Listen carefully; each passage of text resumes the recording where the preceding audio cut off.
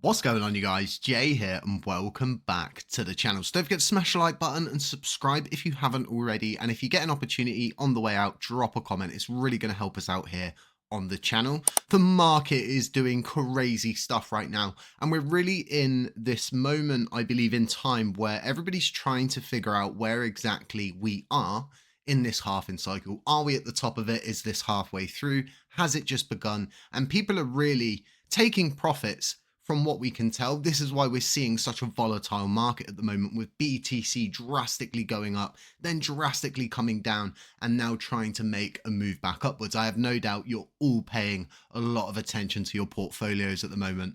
I definitely am, watching very carefully and trying to plan and plot my next positions. And a lot of the decisions that I have made during this halving cycle have been pretty well. When Ponky decided to introduce staking, I got out on that next pump, and we haven't seen a pump since then. In fact, we've seen it coming down. What I'm actually doing is preparing to re-enter Ponky, because there's a period of stabilization coming in, and we can see that a lot of the people that were able to take money out of the system have probably taken it at this point. Now, with all of this being said, again, the crypto market's not looking too bad on the day, as we can tell. If we flick over onto the week, it's looking even better. But again, this isn't helping us out with our mindset when BTC is doing crazy swings. So let's take a look at the chart here before we get over onto some LUNC stuff. And what I've been talking about as to this moment in time I'm really speaking about is, are we here?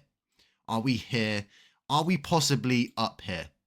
That's the question everybody is wanting to know the answer to at the moment, because if you can figure this out, well, then you could probably figure out if there's more profit to gain, if it's a good time to get out, maybe it's a good time to buy more. Nobody knows at this point. And the biggest thing that's really making me think a lot different about the zone we're in now with BTC is the fact we are seeing a lot of institutional investments coming into Bitcoin. Even Michael Saylor's Bitcoin strategy, being the micro strategy, is being adopted quite broadly. We're seeing different countries speak about BTC reserves. So what this leads me to believe is there's going to be some kind of floor. If we look at the trend line from previous halving events, we could say to ourselves, well, maybe it's going to come down to this area here. Maybe it's going to bounce. I don't think it is this time because of that institutional level of investment. Instead, I think there's a floor around this zone here, between that 52 to around 84,000 range. And I know this is a big range to give, but I believe this is going to be the floor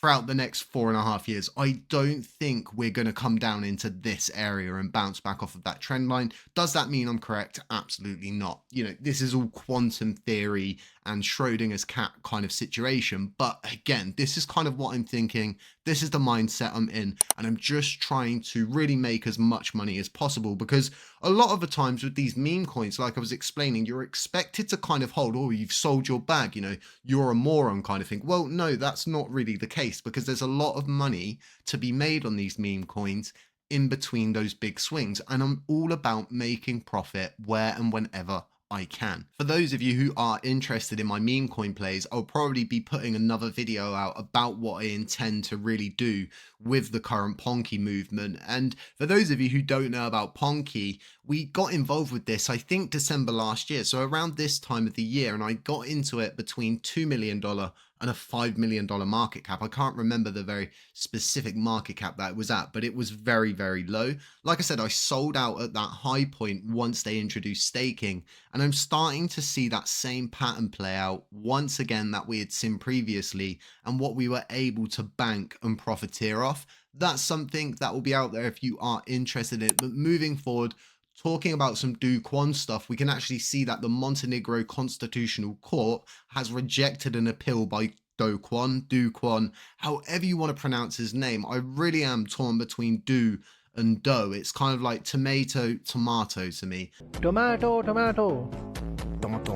Where tomato, tomato. Well, let me sing. But hey, let me know in the comment section. I have no doubt people are going to be foaming at the mouth over it. But they are paving the way for a decision on his extradition to either the US or South Korea. And it's all going to come down to Montenegro's justice minister, which again, palms could be greased. I think that's how he's been able to flip-flop this appeal for so long. We know he's got access to anonymous funds, so to speak, and none of us have the addresses for those wallets. We can't find any activity that links to the razor that he has on him. So again, we don't know how much Do Kwon has in funding. So we could keep flip-flopping this for a long time, and we're only ever getting third-person accounts. So we're only getting this from another horse's mouth. It's not specifically coming from his legal team. It's not specifically coming from him. In fact, something that's very, very strange with Do Kwon and this whole situation is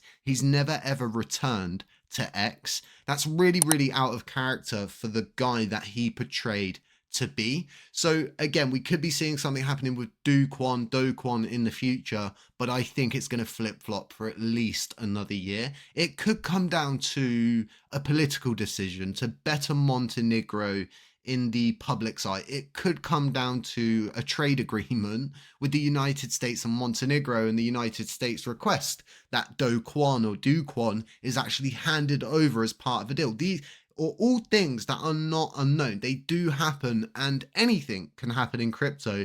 I do think when he finally gets his public appearance, when he's finally put under the spotlight, it's going to be a very negative situation for anybody who is attached to him, because he's not been able to tell his story. He's been thrown under the bus, and we do see typically with all of these kind of things, they begin to throw each other under the bus when everything goes south. So we'll keep checking back on that, and we'll keep looking into what's happening with Do Kwon, tomato. LUNC, from my perspective, is in a very good position. It doesn't need or require anything but work from the current validating set. And what I mean by this is it really just needs the validators to get a shovel, get a pickaxe, get a wheelbarrow, get anything, and get stuck in. Start doing something. The chain has all of the essentials. It's got wallet infrastructure. It's got native dApps. Everything is there. The only thing missing is actual work from actual validators that actually have the ability to develop and bring something to the LUNC community.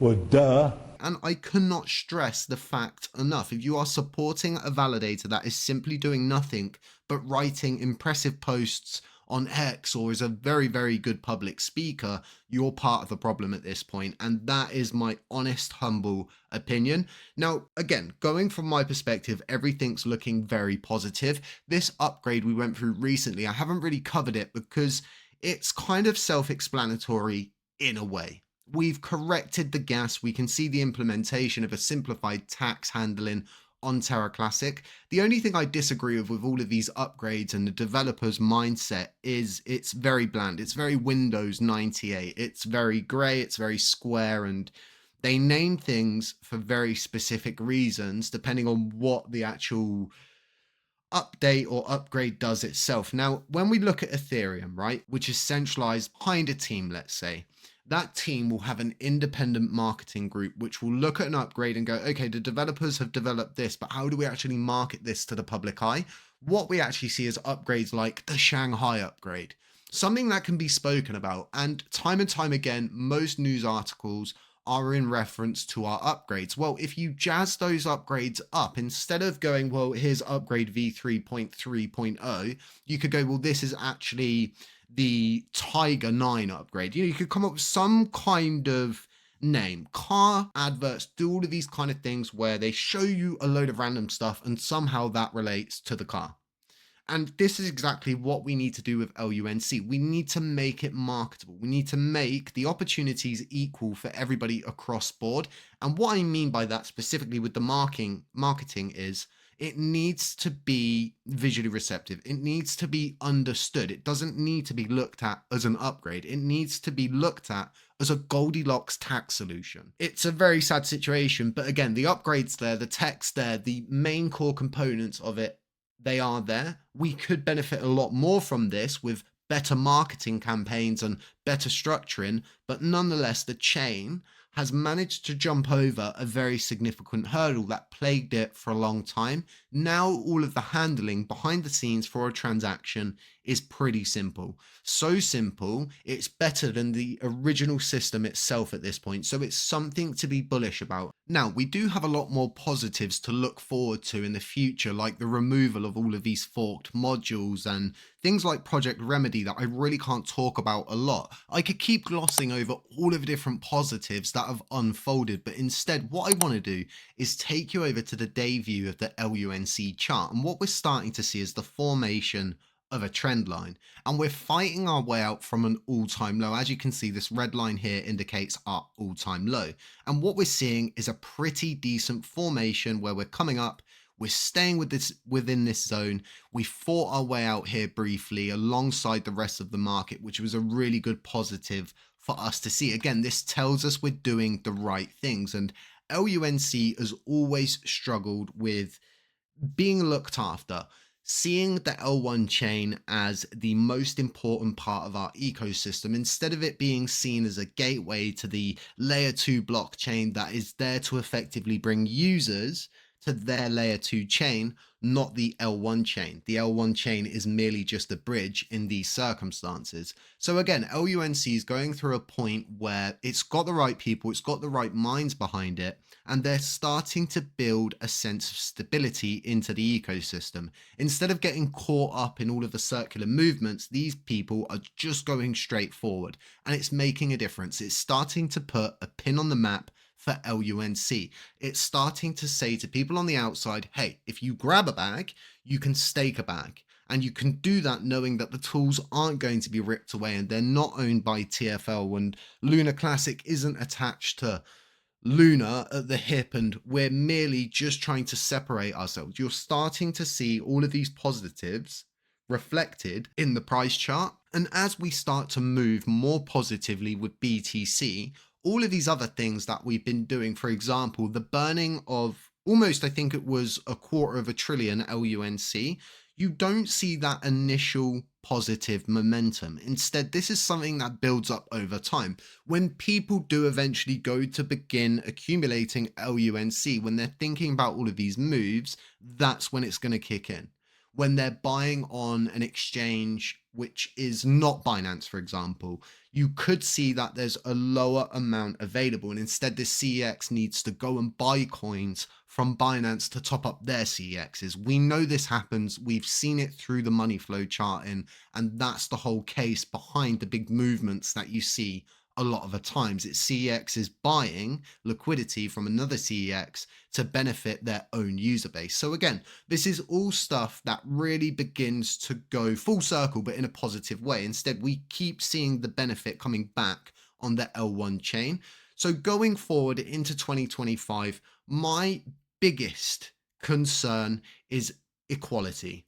Ensuring that each and every person that comes to the LUNC has an equal opportunity to do something on chain, to build something on chain, to develop something on chain, to deploy something on chain, to become a validator in a harsh environment where it's hard to become a validator. The more equal the playing field is on LUNC, the more chance there is for actual builders to begin thriving and for leechers to begin suffering.